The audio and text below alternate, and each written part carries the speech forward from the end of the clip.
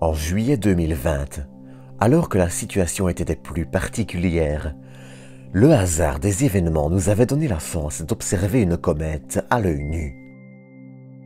Elle était alors la première grande comète depuis la comète McNaught qui, en janvier et février 2007, nous livra un spectacle magnifique. Ce genre de phénomène est en réalité assez rare et plutôt imprévisible. Les comètes sont souvent très éloignées, avec des orbites parfois de plusieurs dizaines de milliers d'années, et les détecter s'avère un défi. Généralement, donc, excepté pour les comètes périodiques, qui sont aussi souvent plus faibles comme 67P Churyumov-Gerasimenko, les comètes sont une surprise. Il est toujours difficile, voire impossible de prévoir leur activité et l'évolution de leur noyau, et certaines peuvent aussi être décevantes, ou au contraire de belles surprises.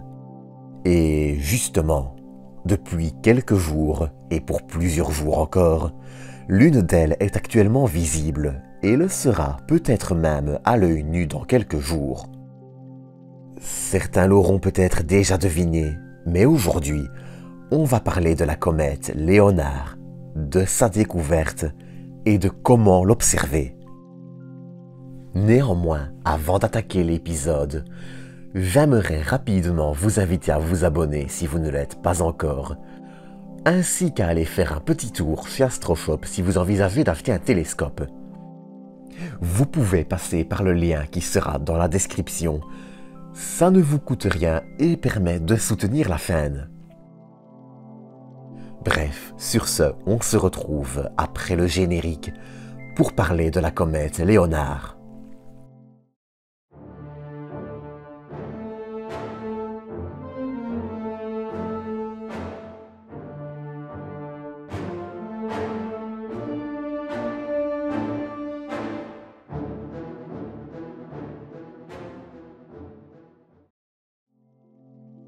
Si vous ne la connaissez pas encore, laissez-moi vous présenter la comète C2021 A1 Léonard. C2021 A1 Léonard, que j'appellerai Léonard pour le restant de l'épisode, a été découverte le 3 janvier 2021 par l'astronome grec Léonard, qui lui donne donc, comme la tradition le veut, son nom. Pour ce qui est du restant du nom, il est en fait assez simple à expliquer. C'est 2021 A1 Léonard. Tout d'abord, le C, c'est la lettre utilisée pour les comètes non périodiques. 2021, inutile de préciser, c'est l'année de sa découverte. Enfin, le A1. Les comètes peuvent avoir 24 lettres différentes, de A à H et de J à Y. Chaque lettre correspond à une tranche de 2 semaines, qui couvre, au final, 12 mois. Ainsi, les 2 premières semaines de janvier correspondent au A, et comme elle est la première découverte pendant cette période, elle obtient donc le numéro 1. C'est 2021 A1, suivi du nom du découvreur ou du télescope. Cela nous donne donc C2021 A1 Léonard. Comète qui fut découverte à l'aide du télescope de l'observatoire du mont Lemmon, en Arizona. D'ailleurs, cet observatoire est l'un des outils les plus efficaces dans la chasse aux géocroiseurs, c'est-à-dire les objets qui croisent l'orbite de la Terre. Petit fait amusant, la comète a été découverte le 3 janvier, soit 1 an jour pour jour avant son passage au plus près du Soleil, alors que la comète était encore à 5 unités astronomiques, soit 750 millions de kilomètres, du Soleil. La comète, dont la taille du noyau est encore assez floue, se trouve actuellement sur une orbite qui dure près de 80 000 ans. Cependant, c'est la toute dernière fois qu'elle s'approchera de notre étoile. Son passage au périhélie en janvier, soit le point le plus proche du Soleil de son orbite, devrait la catapulter sur une trajectoire hyperbolique, donc qui la catapultera hors de notre système. En attendant, la comète devrait nous réserver un spectacle un peu moins intéressant que Neowise, mais tout de même, si son intensité lumineuse, que l'on nomme magnitude, continue de croître comme maintenant, cela peut être un beau spectacle. Pour rappel, plus le chiffre de la magnitude d'un objet est bas, plus ce dernier est brillant. Mais alors, comment l'observer? Eh bien, il va être temps d'en parler, justement. Tout d'abord, sachez qu'une bonne paire de jumelles, ou n'importe quel instrument plus gros, sera utile.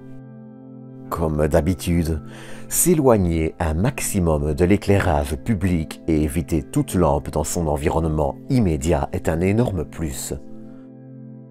De façon générale, cela ne devrait pas être extrêmement compliqué, sauf pour ceux d'entre vous qui habitent en plein centre-ville. Dans ce cas, elle risque d'être un peu plus difficile à observer. Ce qu'il faut aussi savoir, c'est que sa trajectoire la fera doucement décliner vers l'hémisphère sud et qu'elle sera donc, de jour en jour, de plus en plus basse sur l'horizon. En tout cas, à partir de ce mercredi soir, à savoir le 1er décembre, elle se trouvera à l'est, légèrement décalée vers le nord en début du créneau horaire, après 3 heures du matin. Elle sera ensuite toujours à l'est, au-dessus du Bouvier.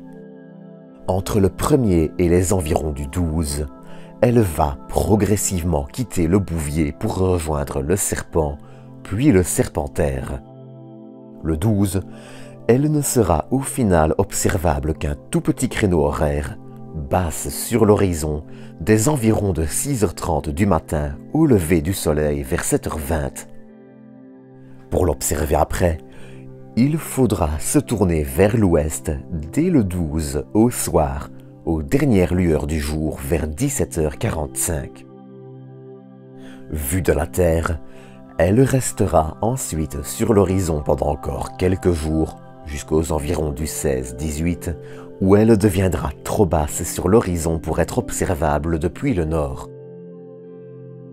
Son pic de luminosité devrait, lui, avoir lieu le 14 décembre. Elle sera d'ailleurs peut-être déjà visible ce soir, si vous avez un ciel sans pollution lumineuse. Sinon, elle sera, de toute façon, de plus en plus lumineuse de jour en jour. Pour ce qui est de la photographier, un smartphone, un support stable et une pause de 30 secondes peuvent être suffisants. Mais je digresse, alors reparlons de comment l'observer. En revanche, pour ceux d'entre vous qui habitent un peu plus au sud, le créneau sera un tout petit peu plus long, allant jusqu'au 25-29 pour les environs de Toulouse par exemple. Mais comme je me doute que vous n'habitez pas tous soit en Belgique, soit à Toulouse, le meilleur conseil que je puisse vous donner est d'utiliser Stellarium, soit l'application mobile, soit la version web. Chez moi, la version PC n'indique pas la comète Léonard. Mais avec la version web, qui est gratuite, vous pourrez voir sa position en fonction de votre localisation. Et ça, c'est un élément important pour planifier votre observation. Avant de terminer, notez aussi que l'activité de la comète peut aussi bien la rendre plus brillante que prévu, que beaucoup moins. Elle devrait cependant normalement atteindre une magnitude de 4. À titre de comparaison, les objets deviennent visibles à l'œil nu aux environs de 5 à 6. Sur ce, je vous souhaite à tous un bon ciel et je vous donne rendez-vous samedi pour une nouvelle vidéo. D'ici là, prenez soin de vous, prenez soin des autres et à bientôt pour une nouvelle dose d'espace.